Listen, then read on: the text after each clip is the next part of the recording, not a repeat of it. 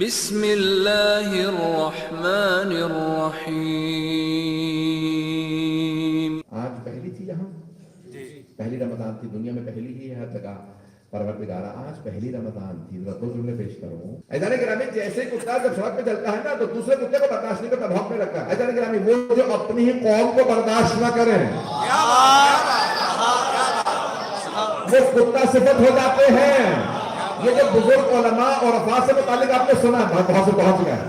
بزرگ علماء اور افراد سے متعلق آپ نے سنا ہوگا نا، جو کہتے ہیں کہ چشم برزخی کھل گئی ہے، اصول کافی کی روایت ہے۔ کسی آدمی نے چھٹے امام سے کہا تھا، مولا آپ کے جج کے کتنے ماننے والے ہو گئے؟ مولا نے کہا کیسے اندازہ لگا تھا؟ اتنے حاجی ہیں؟ مولا نے کہا حاجی کم ہیں۔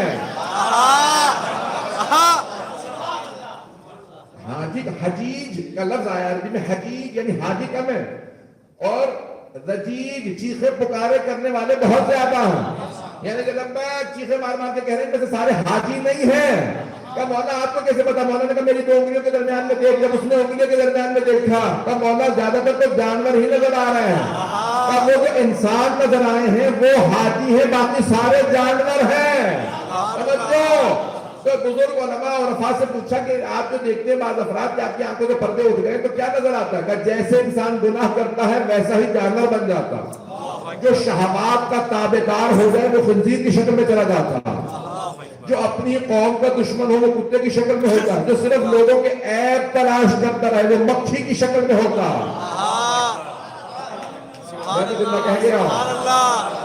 آپ نے دیکھا پورا جسم صاف ہوتا، ایک چھوٹا سا زخم ہو یا ایک جگہ کہیں گندگی لگی ہو، مکھی وہیں آ کے بیٹھتی ہے، ساری صفائی کو چھوڑ دے گی، ایک زخم پہ بیٹھے گی۔ کچھ مکھی صفت لوگ ہوتے ہیں، مکھی صفت نہ بنیے گا جو عیب تلاش کرے۔ سمجھو گے تو نہیں کہہ رہا ہوں؟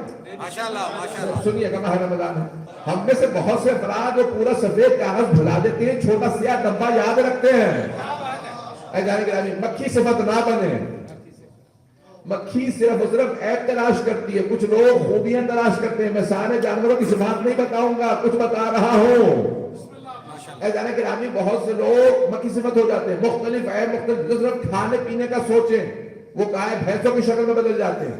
جو ہمیشہ دوسروں کے ہاتھوں میں استعمال ہو، یا اس کو دھکا دے دے، اسے گالی دے دے، وہ گھوڑے گدھوں کی شکل میں بدل جاتے ہیں۔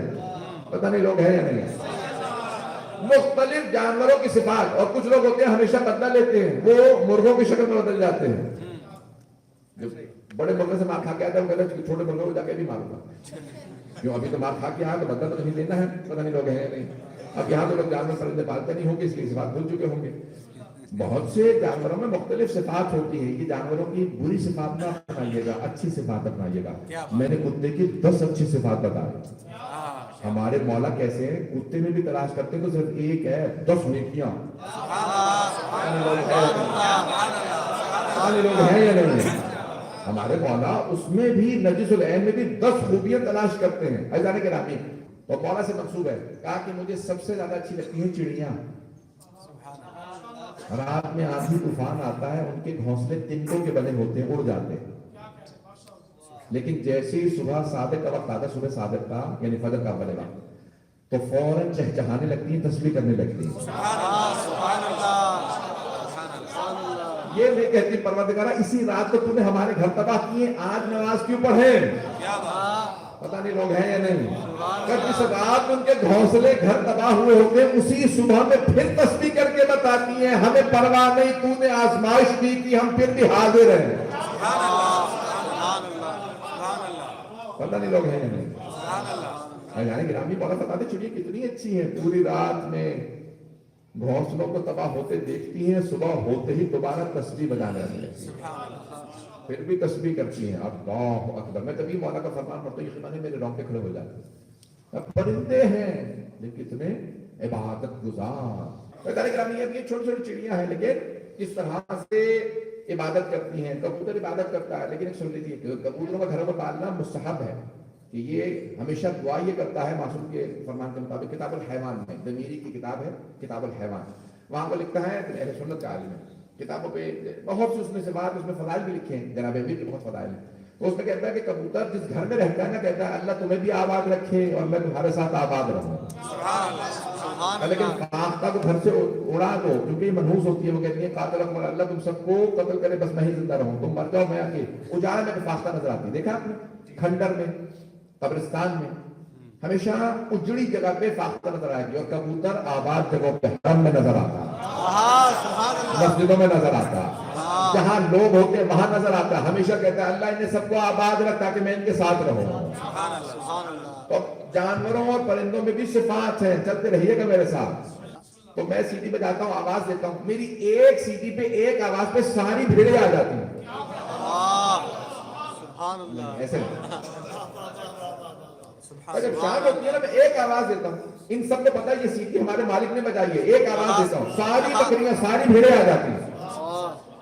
کیا یہ جانتی ہیں میں مجازی مالک ہوں, حقیقی مالک تو خدا ہے. توجہ, ایک سیٹی پہ میری ایک آواز پہ ساری بھیڑیں ساری بکریاں آ جاتی ہیں. ایک آواز پہ کوئی بکری نہیں کہتی آج تو میں نے گھاس چری نہیں تھی, کوئی نہیں کہتی آج تو مجھے پانی نہیں ملا میں تھک گئی ہوں. ساری بکریاں ساری بھیڑیں میری ایک آواز پہ آتی ہیں, انتظار نہیں کرتی دوسری سیٹی بجاؤ. جبکہ میں مجازی مالک ہوں, یہ جانور ہیں, میں انسان ہوں. جب یہ جانور ہوتے ہوئے میری پہلی آواز پہ آتی ہے تو وہ مالک جب اس کی طرف سے اذان آئے تو میں انسان ہوں کیسے نہ ہوں. محمد و آل محمد صلوات.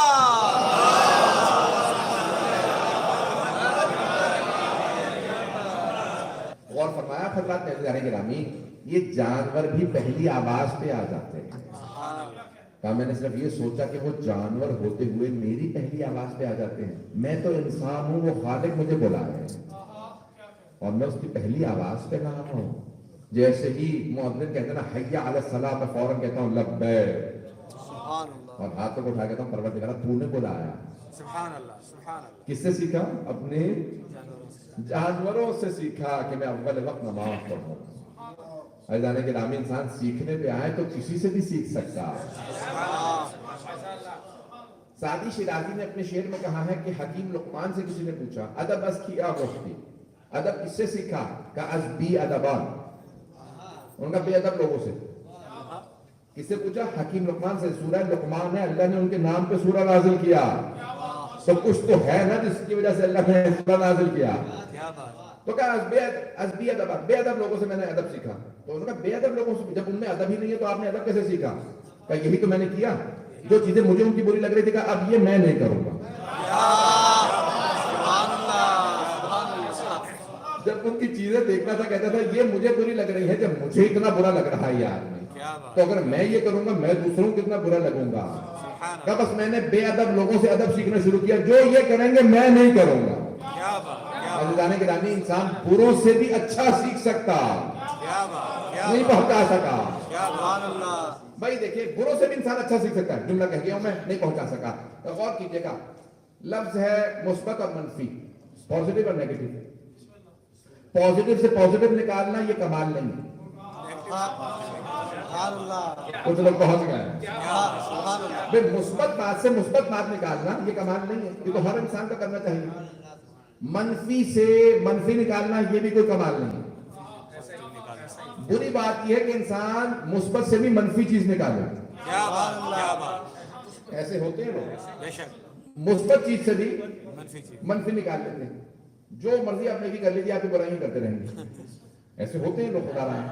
آپ ایسے خاموش بیٹھنے پر میں نہیں دیکھے ایسے لوگ. ایسے لوگ ہوتے ہیں جو مثبت سے بھی منفی چیز نکال لیتے ہیں.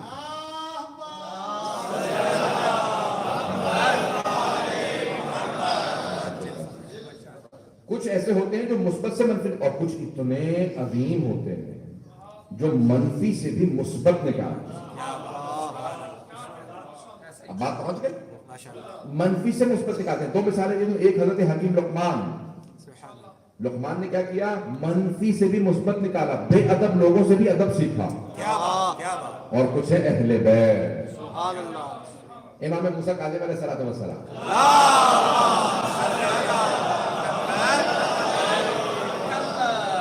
اگر پہنچا پاؤں.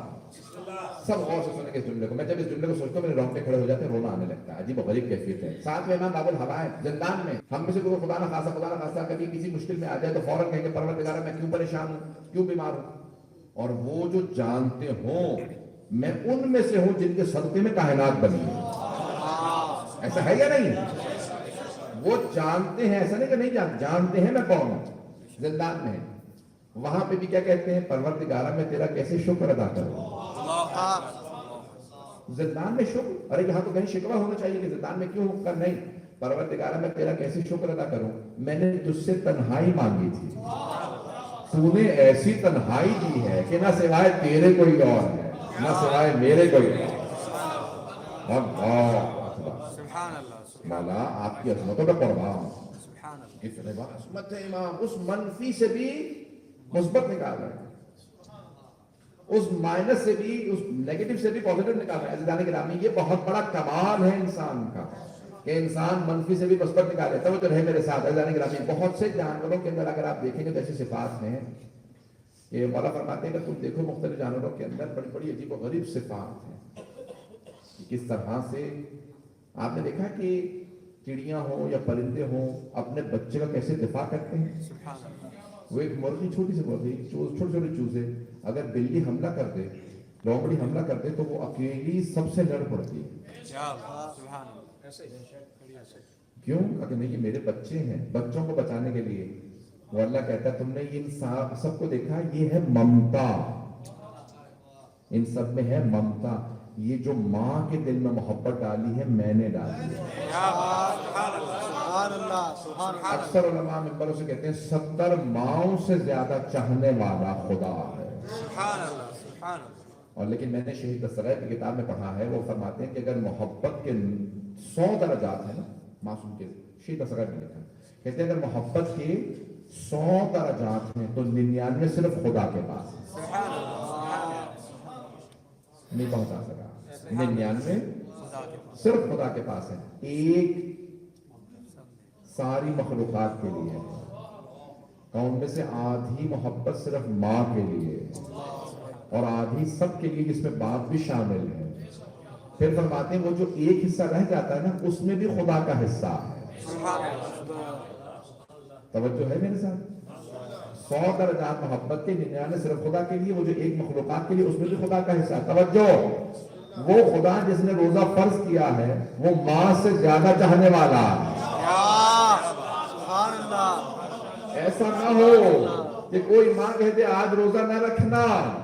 توجہ ہو عزیزان گرامی, یہ فرائض صرف و صرف بیمار کو, مسافر کو جو نہ رکھ سکتا ہو, جس کو پانی کی بہت زیادہ پیاس لگتی ہو, جیسے ڈائبیٹک ہے, شوگر پیشنٹ ہے, روزہ نہیں رکھ سکتے, گردے کا پیشنٹ ہے, ہارٹ پیشنٹ ہے, بہت سے مریض ہیں جو روزہ نہیں رکھ سکتے لیکن فدیہ دیں.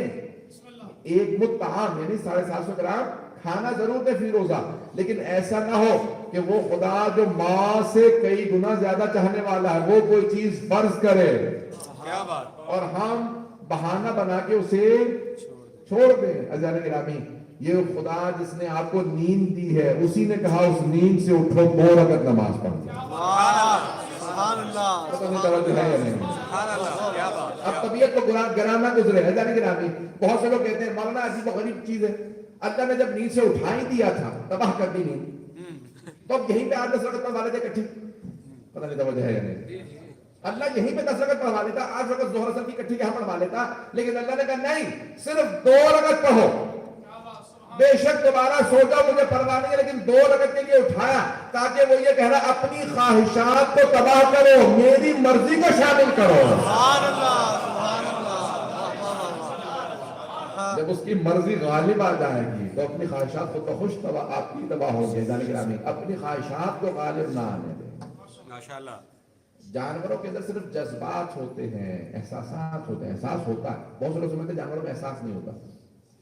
ذرا کسی جانور کو تھپڑ مار کے دیکھیے, اگر ٹکر نہ مارے, کیا بات, احساس تھا تبھی تو ٹکر ماری اس نے کہ مجھے مارا تھا میں بھی ماروں. جس میں طاقت ہو تو بیچارہ بالکل ہی بے بس ہو, بیچارہ ہو جائے گا, دل میں بد دعا دے کے جائے گا. جانور کی بھی بد دعا نہ لی, پرندے کی بھی بد دعا نہ لی. اہل بیت کے ماننے والے جانوروں پرندوں کی بھی بد دعائیں نہیں لیتے. جملہ تو کہہ گیا, جملہ کہوں پھر. بہت بزرگ عالم دین نجف اشرف میں کہنے لگے کہ ایک طالب علم سے دیکھا کہ کیا بات ہے، نجف میں کہنے کوفے میں قحط پڑا ہوا تھا، بارش نہیں ہو رہی تھی. تو انہوں نے جب دیکھا بارش نہیں ہے تو ایک دن وہ طالب علم کوفے سے چلتے ہوئے نجف آ رہے تھے. تو کوفے کے راستے میں دیکھا کہ ایک کٹیا ہے، اس کے بچے ہیں، قحط کی وجہ سے لوگ کھانا پھینک ہی نہیں رہے، اس کے پاس کھانے کچھ نہیں ہے. اس نے میرا راستہ روکا، بل بلانے لگے کہ دودھ نہیں ہے، میرے بچے مر جائیں گے. کہا کچھ نہیں، وہ تو راستہ روکا. بل بلاتے ہوئے جب راستہ روکا تو کہا کہ مجھے ایک مرتبہ ترس سا آنے لگا، میرا دل ٹوٹنے لگا کہ اس کے سارے اس کے پلے ساتھ تھے، وہ دیکھا کہ مر رہے ہیں بھوک سے. تو کہا مجھے جب ترس آیا تو میرے پاس وہ کتاب تھی، وہ کتاب میں نے بیچی، اس سے دودھ خریدا اور ان کتوں کو دودھ دے دیا. جب انہوں نے دودھ پیا تو میں دیکھ رہا تھا، خوش ہو رہا تھا کہ یہ فوراً اس طرف کے دودھ پی رہے ہیں اس کے پلے. تو اس نے جب میں جانے لگا نا تو دیکھا کتیا نے میرا راستہ روکا اور ایک مرتبہ اپنے سر کو اٹھایا اور ایک مرتبہ وہ جو چیختے نہیں کتے، تو ایک مرتبہ چیخنے لگی آسمان کو دیکھ کے. مجھے کچھ سمجھ میں نہیں آیا کہ کیا کر رہی ہے، کیا ہے. تب میں نے سنا، اس کے بعد گھر جانے لگا کہ اب کتاب تو ہے نہیں، پڑھوں گا کیا، نجف کس منہ سے جاؤں استاد کے پاس پڑھنے کے لیے جب کتاب ہی نہیں ہے. تو پھر سوچنے لگا گھر جا کے کیا کروں گا، چلو درس میں جا کے بیٹھتا ہوں، بغیر کتاب کی درس سن لوں گا. جیسے گھر کلاس میں آیا، ممبر کے نیچے بیٹھا، جب سننے لگا تو لگا کہ سب کچھ پتا.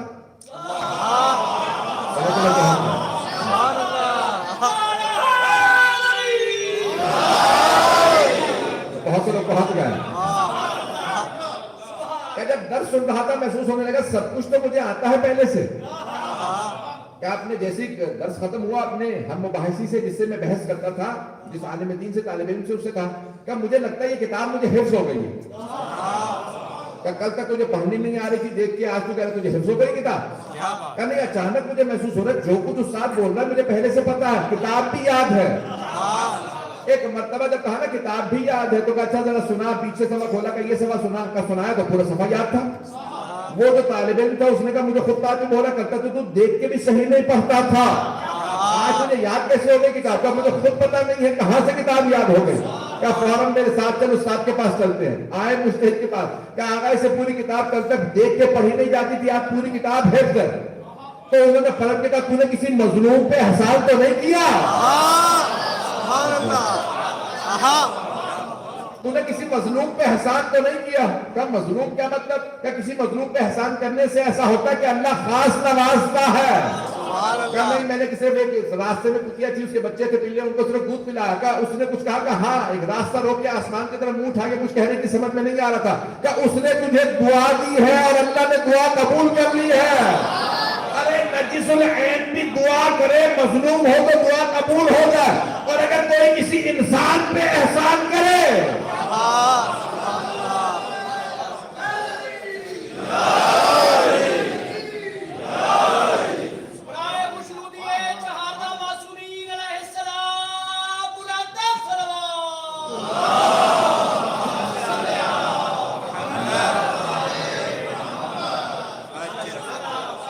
اب سمجھ میں آیا حسینی بننا کیوں ضروری ہے.